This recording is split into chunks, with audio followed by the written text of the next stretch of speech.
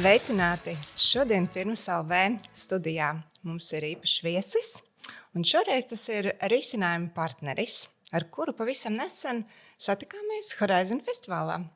Sveicināti! Sveicināti! Prieks būt. Paldies par iespēju šeit būt. Tiešām ļoti priecājos un ceru, ka arī īstenībā šodien padalīsimies ar kaut ko noderīgu citiem. Ne tikai sev, vai ne? Jā, super. Tad nākamais uzreiz jau jautājums ir varbūt tu vairāk pastāst par sevi, kādu uzņēmumu tu pārstāvi, un varbūt kas ir jūs tas galvenais, tā kā nišas produkts, nozare. Jā, Jānis Balodis.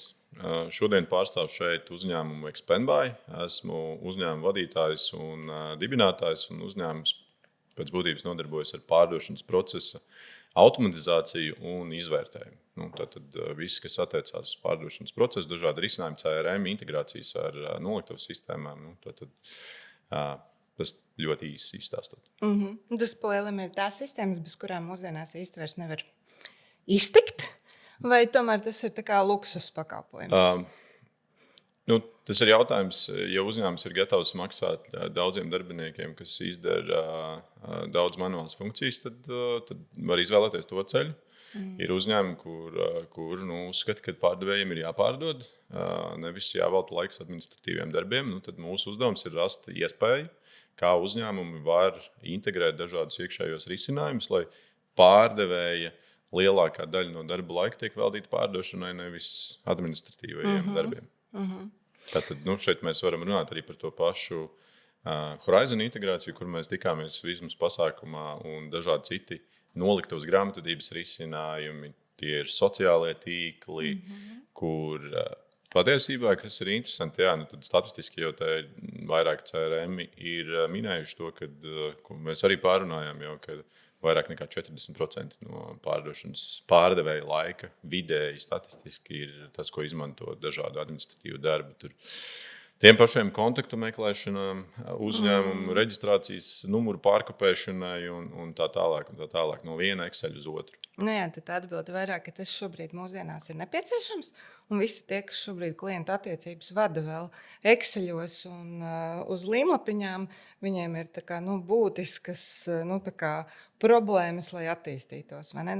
Jo tā efektivizācija nekur nevar nonākt. Bet kā jums tieši sanāk ikdienā, jūs saskaraties ar klientiem, kuriem bieži ir tā, ka nav nekāda CRM sistēma, vai tomēr viņi grib mainīt, tā kā no uz? Gan.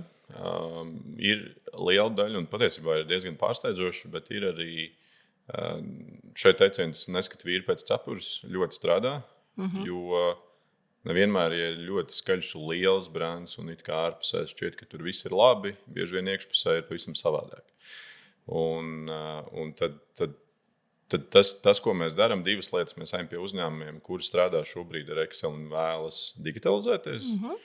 Un otrs tas segments, uz kuru mēs strādājam, pie mums nāk uzņēmumi, un viņi saka, Klau, mums ir šis, bet mēs nezinām, kā viņu iedzīvināt. Mums ir CRM, un mēs lietojam, piemēram, Pipedrive, bet mēs viņu nelietojam. Mēs strādājam Excelī. Un tad mūsu uzdevums, mēs veicam šo pārdošanas procesu izvērtējumu, tad iedodam uzlabojumus un kādā veidā. Tas iedomājos arī ļoti labs piemērs. Tu man jautāji par to, vai tā ir luksus prece, tad līdzīgs salīdzinājums varētu būt ar to, ko firmas dara, jo kādreiz jautājums, vai firmas ir luksus prece vai nepieciešamība. Un tad mēs paskatāmies kādus laikus atpakaļ, ko mēs izmantojām. Mēs izmantojām veco labo telefonu grāmatiņu. Tur skatījāmies un mēģinājām sazvanīt. Ļoti labi arī tā sasaisti, jo visam apakšā es arī vienmēr uzskatu ir dati. Jo mēdz būt, es esmu redzējusi Exceļus, kas ir ļoti tādi labi, ar datiem bagāti, ar dažādām funkcijām un aprēķiniem, un tas Excels pat kalpo ļoti labi, lai tālāk varētu to kvalitatīvi pārnest uz jau kaut kādu nopietnāku sistēmu, vai ne? Un bieži vien tas arī nav nemaz tik slikti izvēle startup, tā kā pozīcijā. Jā. Jā, bet par datiem runājot, šodien ir tāda interesanta pozīcija, jo mēs par datiem bieži vien runājam tādā vairāk kā grāmatveža loma vai kas ir šī risku novēršana, grāmatvediskā, juridiskā, bet šodien man tāds neliels izaicinājums ir vairāk arī, kur dati palīdz pārdošanā. Un tad, satiekoties ar jums, ar jūsu kompāniju jau iepriekšējos biznesa pasākumos, ir tāds liels prieks dzirdēt, ka tie dati patiešām noder. Un tad arī šodien varbūt varam nedaudz ieskaidrot, kuri ir tie dati, kurus jūs varbūt esat jau pamanījuši, kurus klienti vēlas savā CRM sistēmā. Un tad mēs varbūt varam pievienot vēl kaut ko, ko noteikti vajag, kas ir augsta nepieciešamība. Tā. Varbūt ir kaut kas nāk prātā uzreiz, kas ir noteikti vajadzīgs. Es teiktu, pamata informācija, ja man uzreiz ir jāatbild. Tas liekas, obligāti. Šeit es domāju, ka neatbildot tieši uz jautājumu, bet atbildot uz to, ka tie dati pēc būtības ir tas izaicinājums, kur mēs ar jums patiesībā to sarunu sākām jau man liekas, pagājušajā gadā, labu laiku atpakaļ. Jo tas lielākais izaicinājums ir nevis tieši kādi dati, tas būs sekundāri, bet lielākais izaicinājums ir, ka CRM viņi lielākoties ir nekorekti, novecojuši. Un atkal mēs nonākam pie tā, ka manuāli kāds viņus negrib atjaunot, jo tālāk grāmatvedībā viss ir kārtībā, tur ir atjaunot dati, bet CRM sistēmā mainās uzņēmuma nosaukums, adrese. Pārdevēji to nespēja izsakot. Bieži vien tā kā Bardaks un House. Un tad, kā viņus sakārtot, vai ne? Tā problēma ir viena. Jā, un tad, kad mēs šo te saliekam, tad ir skaidrs, ka pārdevējiem nav manuāli. Tagad katru dienu viņš sēdēs vai dabūs arī e-pastu par to, ka kaut kur tagad mainījies. Manuāli e-pastā viņam atnāk, tur nomainījusies adrese, tagad viņš ies CRM un kopēs un liks iekšā. Būsim godīgi, droši vien nestrādās. Bet tajā brīdī, kad šo te jau var automatizēt, tad mēs varam runāt, jo tad, par datiem tu jautāji viennozīmīgi no manas puses, kā pakalpojums sniedzēji.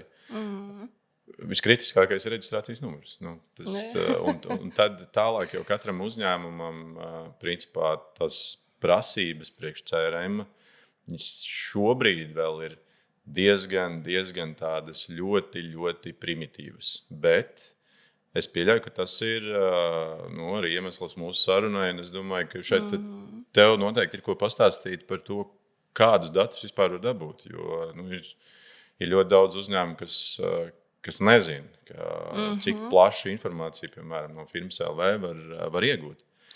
Tieši tā, un runājot par to, ka man ļoti patīk tā sasaist ar tām integrācijām un arī to, ka katram jau uzņēmumam ir vairākas tās sistēmas. Un, reti praksē ir nācies dzirdēt stāstu, ka mums ir viena super sistēma, kas risina visas vajadzības. Ja? Tā kā biznesa, gan grāmatvedību, gan šīs te pārdošanas klientu, šīs menedžēšanas sistēmas, un pa lielam tās ir vairākas sistēmas. Un kā tagad dabūt, lai tas viens klients visur būtu vienāds? Un ja kādam ir rebrandings, tad pēkšņi vispār vienā sistēmā viņš vēl ir Lat Telekom, vai pieņemsim, mums pašiem ir šeit arī grupas uzņēmums, Latvijas Tālrunis, bijušais nosaukums Haisa Marketing, un tad varētu uzdot jautājumu, ka tie, kas ir sadarbojušies ar Latvijas Tālruni, vai viņiem, viņu sistēmās šobrīd ir nomainījies šis nosaukums, vai vēl trakāk ir izveidota dubultā, account kartīte, kas vispār pamatā jau sagrauj šo te datu kvalitāti, kas pamatā ir tāds viens no biežākajiem, ko mēs redzam, kad ir tieši tās problēmas ar datu kvalitāti. Un tad, ko dara šīs te integrācijas un šīs te datu sinhronizācijas? Viņas principā visu to problēmu, ko tu atklāji, kas ir administratīvā, viņas automātiski šo te datu atjaunošanu veids reāla laikā, bez cilvēka klātbūtnes, kas ir gana būtiski. Ja? Protams, ir dažādas lomas, varbūt arī tajā varam padalīties, pirms mēs ķeramies tālāk tām detalizētām vienībām. Bet runājot par lomām, piemēram, ar pārdošanas lomu, man ir viennozīmīgi pieredze tāda, ka viņiem administratīvais darbs noteikti nepatīk. Līdz ar to tas procents, ko mēs runājam, ka 40% no pārdevēja laika aiziet administratīvām, manuālām darbībām, ir viens statistikas rādītājs, ko īpaši arī pēta CRM, kas arī ir skaidrs, kāpēc, un tas ir tieši pareizi. Bet otra lieta ir tā, vai viņi to dara. Viņa dara, tad kādā kvalitātē, jo viņa lomas būtība ir vairāk šī komunikācija, šī pakalpojuma pārdošana, stāstīšana, ja? Tā stāstniecība. Un tad tur tos rezultātus sagaidīt tādā grāmataža līmenī, ja, kur ir skrupulozi, ja, rindiņa par rindiņai, ir diezgan pat bezcerīgi, es teiktu. Tā. Tā ir daudz uzņēmumu arī, protams, atkarīgs ļoti no nozares un no tā produkta pakalpojuma, kurš pārdod, bet daudz uzņēmumu vadītāji viņi ir teikuši, ka, ja man pārdevēji ir birojā, tad es zinu, ka viņi nestrādā. Bet, tā gluži nav, bet lielākoties jau ir atsevišķi uzņēmumi, kur tā arī domā tajā brīdī, kad ja pārdevējs nav, tad viņš ir pie klienta, un tad šīs sarunas, un tas jau patiesībā ir tas, kas ir vajadzīgs. Un mazliet atgriežoties arī par šo te sinhronizāciju, ko minēju, tad tur lielākais izaicinājums no mūsu arī pieredzes ir tāds, ka šo sinhronizāciju var veidot. Un tas ir viens no tām lietām, ko mēs darām, arī integrējam ar to pašu Horizon. Lielākais izaicinājums ir tāds, ka grāmatvedis pēc tam nāk atpakaļ un saka, klausies, jo mēs izveidojām šo te klientu, tālāk mēs uzspiežam un darījums noslēgts, viņš aiziet tālāk uz grāmatvedību. Grāmatvedži nāk atpakaļ, jo grāmatvedži kā pienācīgi savu amata pildītāji pārbauda papildus to, ko pārdevēji ir iedevuši. Ja? Un tad viņi saprot, ka tur nav juridiskā adrese korekta, vai nomainījusies, vai nosaukums, vai parakstīcīgā persona. Tā ir tas lielais caurums, kas patiesībā bieži vien tiešām ir izaicinošs, kur tiek patērēts laiks, emocijas, komunikācija. Un tas, ko mēs redzējām, ka kāpēc gan nesākt uzreiz no sākuma pareizi. Jā, es tikai vienīgi varu pievienoties, un to, ko es arī noteikti gribu papildināt, jo mēs arī kā biznesa attīstītāji bieži domājam par daudz funkcijām, kas noklāja visu biznesam nepieciešamo. Un man, pieņemsim, arī pašai, sadarbojoties ar pārdošanu, ir svarīgi, ka viņiem šī labbūtība ir augstā līmenī, jo tad viņi ir ļoti efektīvi tirgū.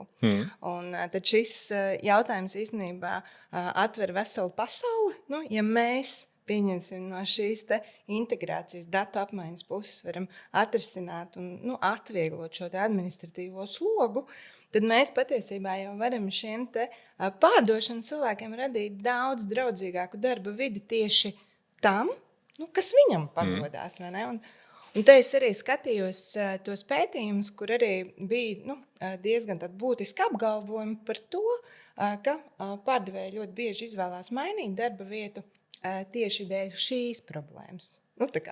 Vai tev arī ir bijusi tāda saskarsme ar to? Kad administratīvais sloks, datos nekārtība, CRM-ā viena informācija, grāmatvedis nāk un saka, ka ieviesīsi pareizi šo juridisko adresi vai vēl citas datu vienības un atbilstoši, un pagadās vēl pa vidu kāds klients, kurš nodramatizē, jūs man atsūtījāt nepareizi rēķinu, tas neesmu es. un tad pat riski rodās, kad klients ir aiziet. Pārdošana pārdevējiem un tām pozīcijām, manā pieredzē ir bijuši gan startupi, gan joprojām ir diezgan daudz projektu un tās stratēģijas. Patiesībā pie tā uzņēmuma es nonācu dēļ tā, ka man to, ko es darīju iepriekš citos uzņēmumos, sāk prasīt arī citi uzņēmumi. Tad, loģiski. Un atgriežoties pie tā, ko tad pārdevēji dara, kā kurš ko grib, tur tas tāds ir dažādas kategorijas cilvēki. Un ir tas, ko gan no savas pieredzes es varu pateikt, nav sliktu. pārdevēju ir nepiemērota pozīcija. Vai tas nozīmē, ka tagad uzņēmumam ir jāizveido jauna pozīcija un jāmeklē, kur mēs šo cilvēku varam nevienmēr tas ir vajadzīgs. Bet stāsts ir par to, ka arī sistēmas, tātad mums ir cilvēks, kuram viņš visu laiku sev ierunā, reāls piemērs ir pārdevējs, un viņam nepatīk rakstīt. Viņš neraksta tur pārskatus, neraksta tur notas, ko viņš tur izdarīja. Viņš ieraksta sev WhatsAppā, viņam ir savs privātais chatiņš, viņš ieraksta šīs te balss ziņas. Un tad ir jautājums, ko darīt šādā gadījumā. Tagad, vai mēs viņu salaužam, bet viņš ir labs pārdevējs. Vai mēs drīzāk piemeklējam atbilstošu sistēmu. Un šajā gadījumā tur nav problēma, jo šis risinājums cerams, kurā ir iespēja viņam ierunāt. Un tātad vadība iegūst to, ko viņi grib, un pārdevējs strādā sev pierastā ērtā veidā. Un tad te ir tas tāda žonglēšana. Jo šobrīd jau mēs saprotam tajā tirgu, teikt, ka nav darbinieku, arī būs absurdi, ir darbinieki.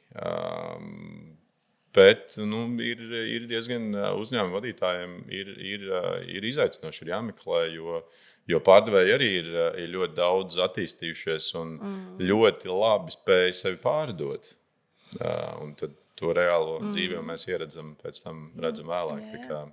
Bet tev arī noteikti ir pietiekami daudz pieredzes ar šo sadaļu. Viņi noteikti ir iemācījušies pārdot to, kas arī viņiem ir nepieciešams. Ne tikai labs pārdevējs, ne tikai tirgu pārdot tos pakalpojumus, ko mēs vēlamies, bet arī paši savas vēlmes un vajadzības. Un tad atrast tiešām to, es domāju, ka tam biznesam ir tas efektīvākais. Es domāju, tā problēma ir arī ļoti bieži ar to mērīšanu. Cik tad tiešām tas laiks tiek iztērēts uz šo te manuālo darbu. Jo manā pieredzē ir arī tas, ka tiek meklēti tādi kā attaisnojumi, tā kā atrod kādu vienu administratīvu problēmu, un tad ap to, kad man nepārdodās, tāpēc kā ir tāda administratīvā problēma. Tas, protams, vienmēr ir jāvērtē, mērot. Es teiktu, vienmēr ir jāievieš tās KPI sistēmas, kurās tu diezgan precīzi vari uz to atbildēt. Piekritīs, vai ne? Viennozīmīgi. Te arī tā komunikācija, kad man sanāk ikdienā komunicēt, ir absolūti dažādi, jo tas KPIs un tā motivācija ir pilnīgi dažādi uzņēmumu vadītājiem vai pārdevējiem. Un šeit mēs skatāmies par vienu lietu, un te bieži vien tiek pārprast sistēma būtība, jo tagad ar jaunu paudzi tas vairs tā nav, bet mazliet jau senāk iepriekš, gadus 5 atpakaļ, tad tas bija tiešām liels izaicinājums, ka tagad mūs te kontrolēs, tagad te mūs pārbaudīs, tagad man te privātā dzīve, visi vadītāji zinās. Tā es varu nomierināt, visi tāpat visu zina, bet atbildot par CRM, šobrīd tā situācija ir sekojoša, ka pārdevēji sāk saprast, ka ne jau vadība ir, jo tā arī stāsts ir, kā ir uzbūvēta sistēma. Reizēm var aiziet uzņēmumos un apskatīties, mums pārdevēji nelieto sistēmu. Labi, kāpēc? Tad mēs sākam skatīties, un tad ir reāli gadījumi, kur uzņēmums vēlas ieviest sistēmu, piemēram, CRM sistēmu, un tad nonāk līdz mums un saka, nelieto, palīdziet, ko mēs tur varam uzlabot un tam līdzīgi. Tad es bieži vien jautāju, labi, jums pārdošanas sapulces tur reizi nedēļā. Kas ir tas, ko jūs skatāties? Kā jūs mērat? Man rekur ir Excels. Mēs sākam no augšpuses. Tad tajā gadījumā, ja mēs parādam, ka es kā vadītājs, nodaļas vadītājs, uzņēmuma vadītājs, es sāku rādīt savu pārskatu Excelī, tad viņi nesaprot, kādā veidā tie dati nonāk. Šeit gan ir viens bet Excels nekura nepazudīs. Tas ir skaidrs. Es domāju, ka katram no mums ir arī vēl savs Excels vai BI risinājums, bet atsevišķos un ļoti, ļoti komplicētos veidos mēs pat esam darījuši tā, ka ir vadības Excels, bet mēs viņu esam integrējuši, kas nozīmē, ka tie dati tad aiziet uz turieni. Tur tās situācijas ir ļoti daudz un dažādas, un Excels jebkurā gadījumā ir pamats bijis, un viņš tur būs. Bet stāsts, tas, ko es minēju, ir par to, ka ir jāsāk pašam vadītājiem vai nodaļas vadītājiem vai pārdošanas vadītājiem ar sevi. Tu nevari prasīt citiem to, ko tu pats nedari. Bet tā arī tāda aizdomāšanās, domāju, katram, kas ir menedžmentā saskāries ar tādas jaunas sistēmas ieviešanu, kā panākt, lai tā komanda viņu lieto. Tā pretestība pret to jauno ir tāda diezgan, tā kā lepni lūgti būt par cilvēkiem. Tā ir tāda. Otrs, ko es saklausīju, tiešām šīs bailes, ka tur būs par daudz kaut kādas informācijas, kas varētu tikt izmantota tā kā ne priekš konkrētā speciālista. Ja? Un tad kā tās bailes pārvarēt, ko reāli darīt, jo tai sistēmai tomēr ir jāstrādā kā palīgam konkrētam speciālistam, un šīs visas sajūtas tā kā vajadzētu tā kā mums likvidēt. Es uzreiz varētu atbildēt no tā datu viedokļa. Ja? Pieņemsim, mēs izmantojam sistēmas, kas ir tieši saintegrētas ar firmas LV datiem, ja? Paši. Un tad izmantot to sistēmu, vienkārši, lai paskatītos, hei, man ir potenciāls, ja? Ienāca kāds līdz, ja? Kādā pasākumā, vai tas ir Horizon Festivals vai EBIT konferences tikko notikusi, ja pieņemsim. Un es gribu redzēt, kāda viņam ir tā rocība, ja? Kāds viņam ir apgrozījums, kāda īsti ir nozare, kāda viņam ir darbinieku skaits, kāda ir peļņa. Ja? Un tad šie te, tā kā ēsmas ir izliktas šajā sistēmā, uz kuru konkrētais šis pārdošanas jau speciālists viņš uzturās, jo viņam taču ir interese tā kā vairāk zināt. Un te man liekas ir stāsts, kāpēc, pieņemsim, es runāju par to, kad ir vērtīgi integrēties ar datiem sistēmā, jo nav tās daudzās sistēmas. Ja? Tanī brīdī, kad tev, pieņemsim, ir kāda no lomām, kurai jāsaka, hei, to tu skaties tur, to tur un to vēl tur, tad kopumā tas darbinieks arī jūtās nepārāk komfortabli. Plus cilvēku faktors. Taču tas aizmirstās. Kāpēc? Vai? Man taču, pieņemsim, atgriežoties pie tiem KPI-iem, man taču vajag jaunu darījumu skaitu. Viņš ir gatavs parakstīt. Aizmirst, kāda viņam tur peļņa ir. Ja? Galā tas atkal var rasties kā risks. Mēs skatāmies, hei, īstenībā tas ir jaundibināts uzņēmums, kurš vēl, varbūt citu biznesa modeli vajadzēja vispār piedāvāt, piespēlēt.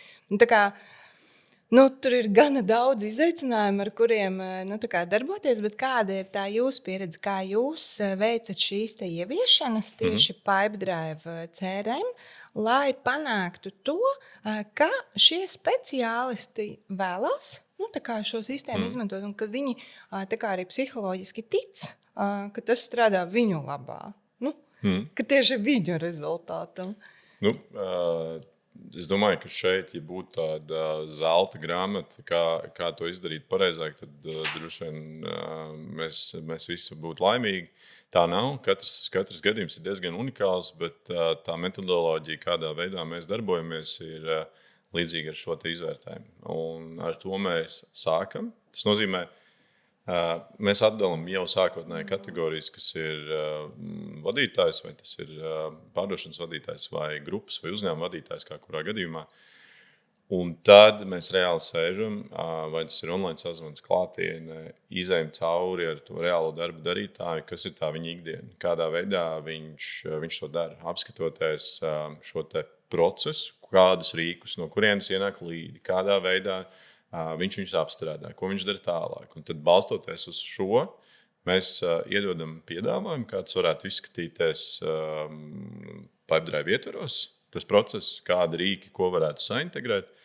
Un tad pēc būtības tādā, kā lai es pasaku, tas process ieviešana, viņi jebkurā gadījumā neviens no risinājumiem, viņš nav, jebkuras sistēmas ieviešana nav tāds super easy, viss tur ir vienkārši. Tam ir jābūt gatavam uzņēmumam, jo ir lietas, kuras mēs nevaram ietekmēt.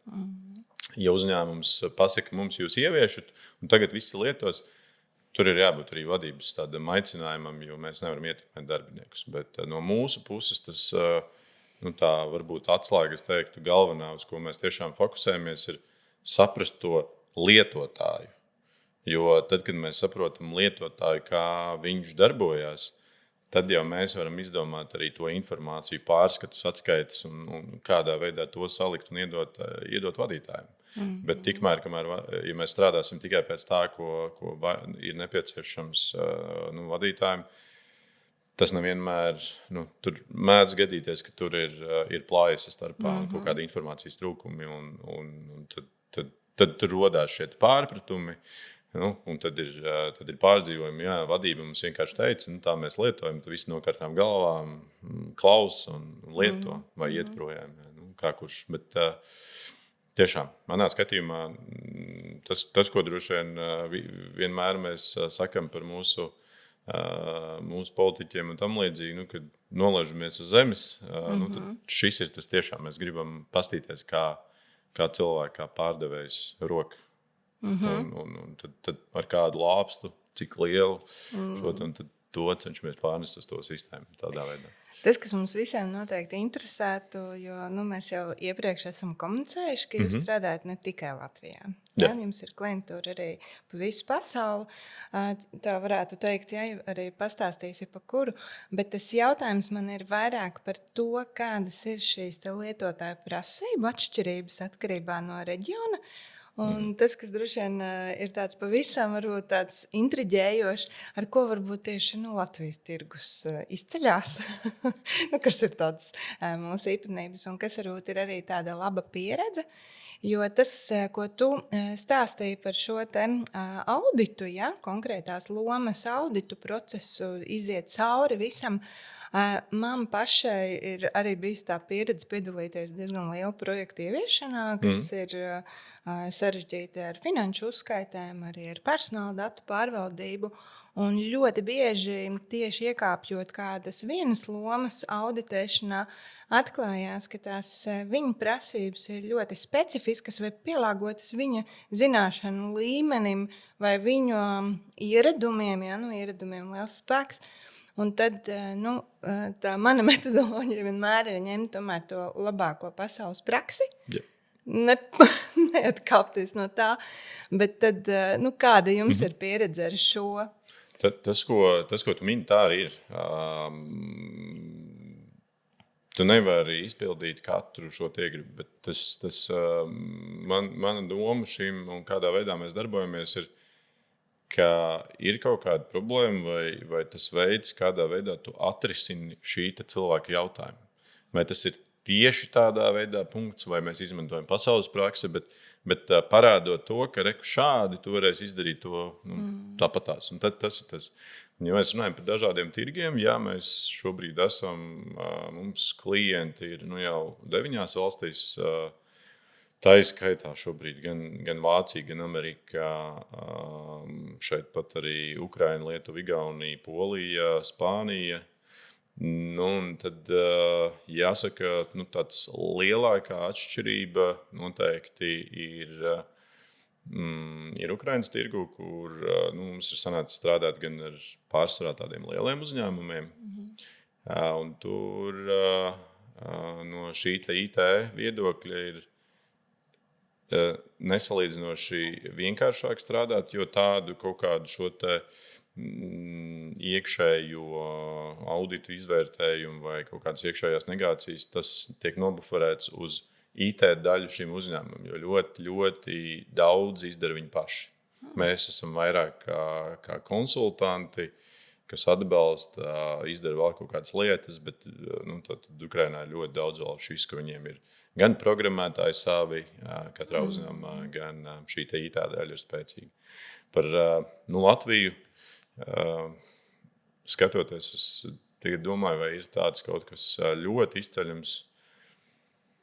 Droši vien mēs jau paši esam latvieši, liekas, kad jau vislabāk viss ir forši. Un es noteikti neteiktu, es neesmu no tiem, kas teiktu, kad mēs esam kaut kādi baigie čīkstētāji vai kaut kas ir slikti. Noteikti nē, ir dažādi klienti, bet tas, ko visiem vajag noteikti Latvijā, ir tāds, principā, tur tā robeža starp IT uzņēmumu un pārdošanas procesu, jeb konsultantiem, kur mēs esam jau strādājam ar procesu, ne tikai IT, un tur ir tāda ļoti šaura, jo tad, Latvijā tiešām mūs redz kā tādu atbalstu, pie kā piezvanīt un paprasīt, kā klausies darīt tur darbinieks to un to, un tāds, droši vien arī tāds sociālais, psiholoģiskais atbalsts, un kaut kur tur slēpjas.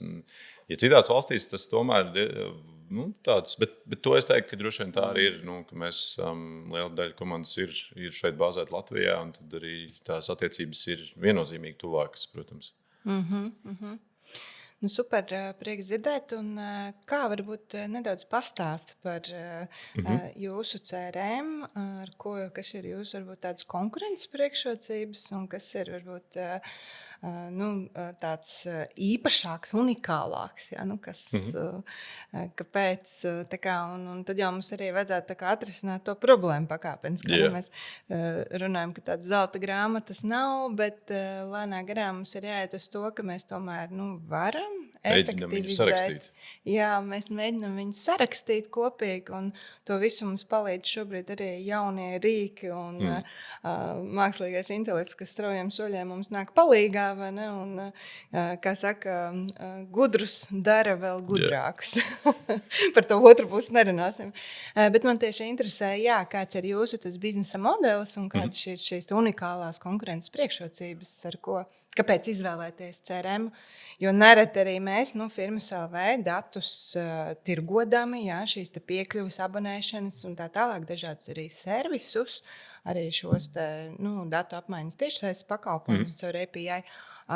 Bieži kā mums uzdod jautājumu, bet mums šobrīd nekā nav CRM, kur jūs iesakat. Un tad mēs arī esam ļoti priecīgi satikties ar risinājumu partneriem un dzirdēt tās labās pieejas metodoloģijas, kā mēs kopīgi varam piegādāt tirgūtās vērtības. Tā. Ja mēs skatāmies uz Pipedrive, jo kādu laiku atpakaļ šis mans projekts sākās ar to, ka bija startups, kuru mums vajadzēja sagatavot, palaist un pēc kaut kāda laika arī pārdot. Tad tur vajadzēja šo procesu izveidot. Un tad es diezgan daudz izvērtēju, kas tajā brīdī bija. Un Pipedrive, tas, ko mēs arī šobrīd izplatām un esam autorizētāji pārstāvi, ir viens no tiem, kur principā es varēju izdarīt visu ļoti vienkārši un ātri. Tā ir tā sadaļa, kas nozīmē, ka ieviešanas izmaksas un ieviešanas periods ir nesalīdzināmi īsāks. Un šeit mēs salīdzinām, jo šobrīd, vismaz mūsu kategorijās, ir tādi lielie spēlētāji globālie, kur tiešām pie CRM ir gan Salesforce, HubSpot un Pipedrive.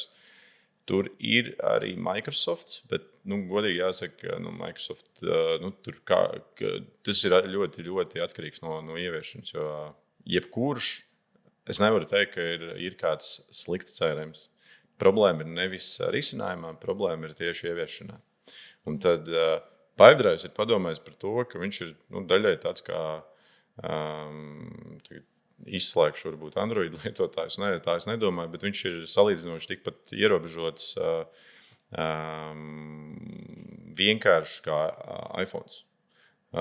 Kas nozīmē, ka no ieviešanas viedokļa, viņš noteikti nederēs uzņēmumiem, kas ir pārauguši, izauguši, tur ļoti sarežģītos procesos, tad tur jau mums vajadzēs citu risinājumu, kas tā arī notiek. Ir uzņēmumi, kurus mēs ieviešam uz Pipedrive, automatizējam, integrējam ar grāmatvedības risinājumiem, ar sociālajiem tīkliem, un tad kaut kādā periodā ir kaut kādas lietas, kas pietrūkst. Tad ir divi varianti, ko mēs šajos gadījumos darām. Mēs meklējam citus ceļus, kā vēl pieintegrēt, pieprogrammēt klāt atsevišķas sadaļas, kalkulatorus, visādas sadaļas.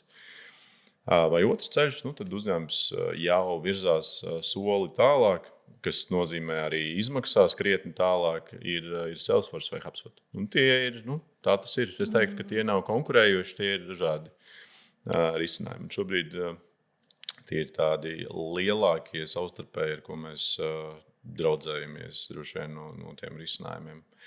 Un viena konkurences priekšrocība, es saklausīju, ir tā pieejamība un ātrums. Ja?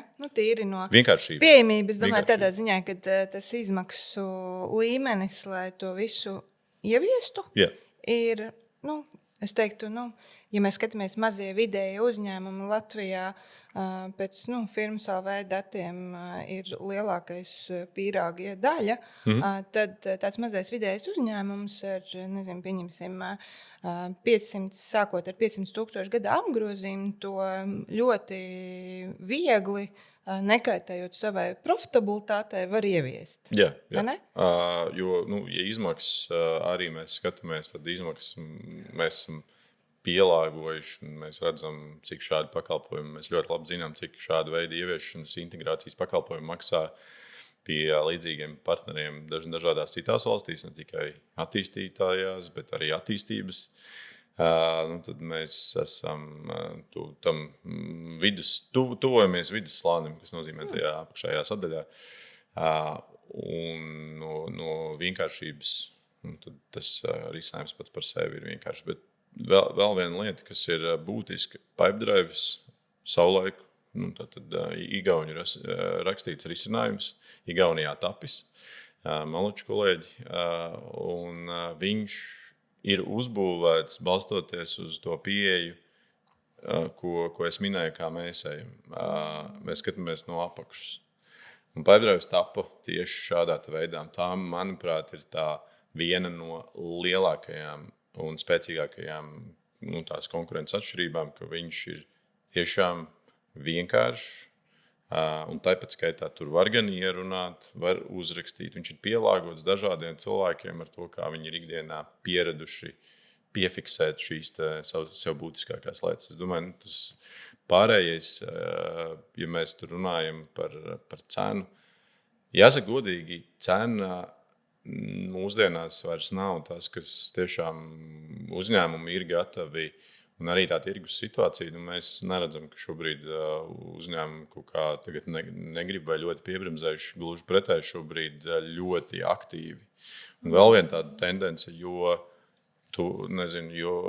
lielāka krīze mēdz būt, jo patiesībā vairāk uzņēmumi sāk ieviest CRM. Jo problēma ir, ka viņi nesaprot, kur tad ir šī problēma, ko darīt. Un tādu gan tendenciju mēs esam pamanījuši arī globāli, bet Latvijā tiešām tas, ja mēs skatāmies, nav varbūt, kas bija kādreiz vai atsevišķos uzņēmumos, joprojām mēdz gadīties, bet tāda kopējā tendence, ka tur būs 10 eiro lētāk, es iešu tur, bet tagad ir tiešām šī uzticība, uzticība gan kā uzņēmumam, gan konkrētām personām, ka jūs spēsiet atrisināt manu izaicinājumu. Un tad aiziet saruna par attiecīgu finansiālo pusi. Un tas ir, manuprāt, tā ir ļoti, ļoti spēcīga šī atslēga, kas, es domāju, jebkur pārdošanā ir būtiski. Stāsts nav par cenu, stāsts ir par attiecībām. Tā ir, ja tā pakalpojumu nevajag, tad arī pa brīvu viņu nevajadzēs. Tās vajadzības radīšana ir tāda, man liekas, viena no izaicinošākajām lietām, vai ne? Un tāpēc ir svarīgi arī par to runāt, jo bieži vien arī no tiem datiem skatoties arī, tā kā mēs, pieņemsim, parādām kaut kādas idejas, kādu no datiem, pieņemsim, var ģenerēt savu potenciālu, prospektu, definē, kā gribi. Tur, pieņemsim, izmantojot mūsu datu servisus, pieņemsim, atlasīt attiecīgi nozari. Attiecīgi, ja tev ir svarīgs darbinieku skaits, pielikt klāt darbinieku skaita, intervālu, kas tev interesē.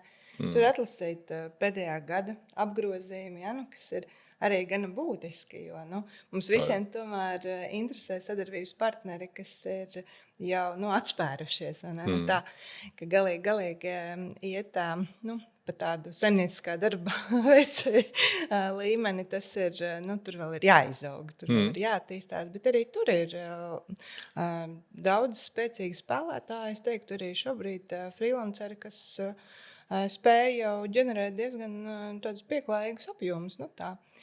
Bet atgriežoties pie tās līdu ģenerēšanas un datiem, un pie tā es noteikti gribēšu to dzirdēt, kā vislabāk līdus ģenerēt Pipedrive. Bet kas man vēl tāds ir jāatzīmē, ko es tiešām piekrītu tev, ka krīzes, ja viņas nav, tad bieži biznesā viņas tiek radītas. Un tas ir tāds ļoti evolucionārs aplis, kurš tas tā vienkārši notiek. Jo tāpat kā kardiogramma ir jau uz augšu, uz leju, uz augšu, uz leju, tā arī ekonomikā tās līknes mums tādas ir. Tas ir labs brīdis vienmēr investēt sevī. Sevī vai savā biznesā. Un tad tas ir arī, kā tu saki, ja ir kaut kāda lejupslīde, krīze, problēma liela, tad ir labs laiks sakārtot šo iekšējo. Tad ir viens ja uzņēmums ir veidojis pareizi savu finansiālo daļu un atstājis kaut kādu spilvenu sadaļu. Jo mēdz gadīties, ka pienāk krīze un ar to arī, principā, mēs vairs nezinām, cash flows beidzās un... Jā, bet tur tā... Tad investoru jāpiemeklē vēl. Finanšu pratība, manā skatījumā, arī ir kļūst labāk. Tas ir tā, gana būtiski. Es domāju, tagad tas ir arī ļoti caurspīdīgi. Ja mēs arī skatāmies uz mūsu iekšējo tirgu, es teiktu, ka šobrīd ir ļoti caurspīdīgi, runājot arī par tiem pašiem datiem, lai tu varētu vēl labāk novērtēt savu, pieņemsim, ilgtermiņu partneri, ar kuru tu gribi slēgt šo sadarbības līgumu. Pat ir pēdējā gada, 25. gada janvārī tika pieņemts, ka arī valsts ieņēmuma dienas publicē ceturkšņa datus par uzņēmumu. Un tad mēs arī gana ātri firmās ieintegrējām iekšā šos datus, kas nozīmē to, ka tu jau principā zini svaigāko informāciju.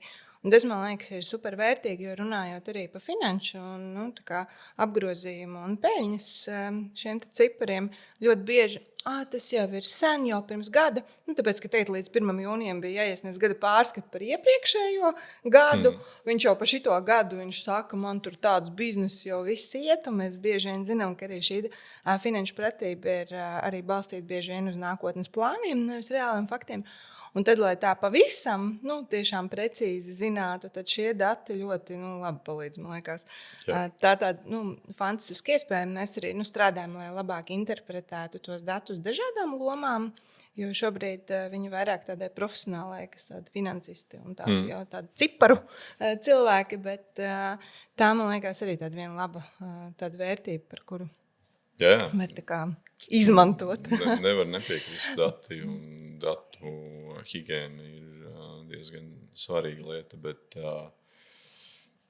visiem viņa šur tur vairāk vai mazāk mēdz pieklabot. Tad es domāju, tiešām var teikt visiem. Es šaubos, ka ir tāds, kurš varētu pateikt, ka nē, mums viss. Iespējams, ka ir. Es neesmu redzējis tā, kur varētu tiešām visās sistēmās būt viss forši sasiets. Vienmēr var uzlabot. Tieši tā. Datu ziņā vienmēr var uzlabot, bet atgriežoties pie tā, kā mēs ar datiem varētu palīdzēt ģenerēt līdus tieši Pipedrive lietotājiem. Kā tev ir sajūta, mēs varam to izdarīt ar datiem? Tas, ko mēs šobrīd strādājam, patiesībā arī, ja ir interese, tad tādai beta versijai varēs pieteikties. Mēs šobrīd strādājam pie integrācijas ar Firmas LV, kas nozīmē, kas atrisina mūsu šīs dienas runāto galveno problēmu par datu higiēnu. Kopēšana, manuālu darbu ir patiesībā un šī integrācija darbojas jau. Tātad mēs turpināsim arī ar jūsu tehnisko komandu pie viņas darboties, bet tā galvenā būtība ir, ka patiesībā vienīgais, kas pārdevējiem būtu jāzina, ir reģistrācijas numurs. Tālāk jau pats uzņēmums var nodefinēt, kādu informāciju viņš vēlas redzēt CRM pusē, vai tas ir darbinieku skaits.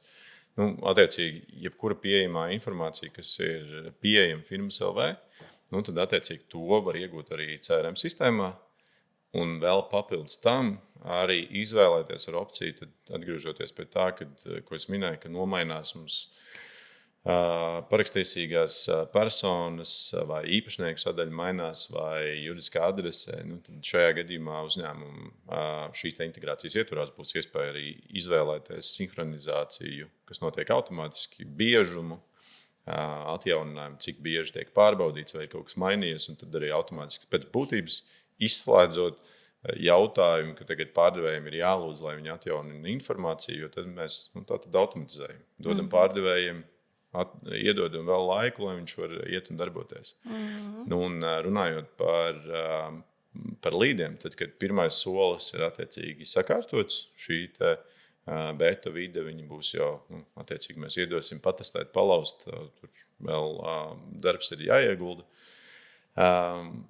Tad nākamais etaps ir tajā brīdī, ka pašā Pipedrive sistēmā jau var veidot neskaitāmas dažādas automatizācijas, kas nozīmē, izmainījās viens parametrs, tur darbinieku skaits izmainījās, mēs nododam konkrētajiem pārdevējiem ziņu, izveidojas uzdevums, līdz deals, sazināties, vai nākamā vēl sadaļa šo procesu var vēl vairāk automatizēt. Ir kaut kādi mazie signāli, kur varbūt pārdevējiem tiešā veidā nav vēl jāiesaistās, bet viņš tiek pielikts jau automātiskai kampaņai, kur viņam var piezvanīt gan robotzvans. Šobrīd mēs varam arī latviešu valodā to nodrošināt. Var nosūtīt automātiski e-pastu, tādā veidā apzinot, un tad tie, kas atbild, tos tad apkopo jau pārdevējs. Līdz ar to es teiktu, ka šeit tāds vienīgais ierobežojums ir iztēle, jo tajā brīdī, kad CRM-ā mēs iegūstam informāciju, un viņa atjauninās, tā ir tā viena no lielākajām problēmām. Tajā brīdī, kad tur jau šī informācijas sinhronizācija notiek, tos triggers, jeb signālus, ko mēs izmantojam un padodam katrs uzņēmums, vai viņam apgrozījums mainās, vai varbūt uzņēmums ir nodokļu parādos, vai vēl kaut kāda cita veida informācija. Uz katru šo mazo signālu var veidot atsevišķu automatizāciju, kaut kāds process, kas nodod vienam vai otram vai trešajam cilvēkam kaut kādu informāciju. Un tas tiešā veidā atbild uz to, ko tu mini, kādā veidā šos līdus ģenerēt. Es teiktu, šis ir tas veids, kā ietaupīt ļoti, ļoti daudz laika un automatizēt procesus, kurus ārkārtīgi liela daļa, ne tikai Latvijā, to es varu teikt arī par attīstītajām valstīm, gan Vācijā, gan vēl citur. Nav tā, ka tur ir baigi labāk. Tikpat daudz manuāla darba.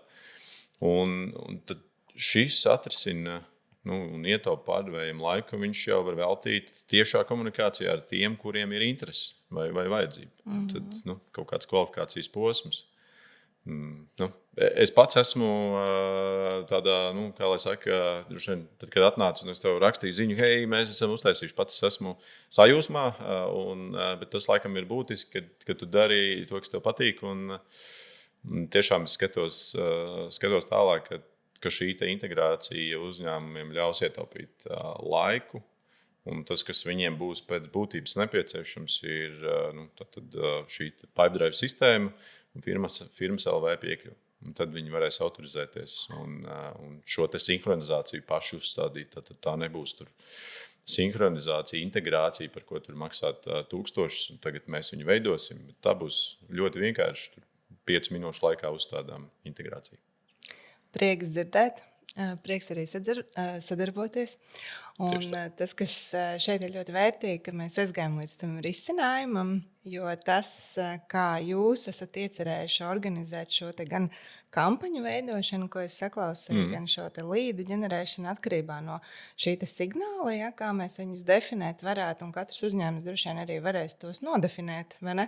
Jā. Kas viņam ir pārdošanas signāls, kas nē, vai ne? Kas varbūt ir grāmatvedībai, tā kā parāda pieziņas signāls, ja tur pēkšņi ir kaut kāds inkaso lietas parādījušās datubāzē, tā kā man šķiet, tas ir ļoti, ļoti vērtīgi. Tas kopumā veido tādu pievienoto vērtību, ko uzņēmēji noteikti novērtēs.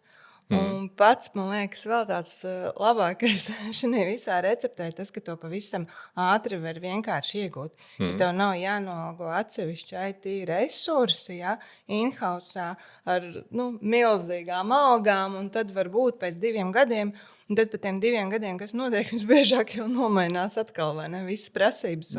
Nāk klāt vēl papildus lietas. Un, tā kā es domāju, šis ir ļoti fantastisks risinājums. firma SAV noteikti ir iekšā Pipedrive. Mēs ceram, ka mums arī šie kopīgie klienti novērtēs. Un arī noteikti palīdzēs attīstīt un kopīgi veidot tā, lai arī nav tā situācija, kad ir pa daudz tās visas lietas, jo tad arī netiek galā. Es domāju, ka šis ir tāds tiešām labs starts. Un vēlreiz paldies, ka uzaicināji. Jo šis ir tāds pirmais starts, kur mēs par to mazliet ieskicējam, ka mēs to varam, mēs to darām un mēs to darīsim. Un tad, jau kā mēs te aizkadrā runājam, es tiešām ceru, ka mēs kaut kad drīzumā arī nonāksim līdz tādam lielākam atklāšanas pasākumam, vai ne?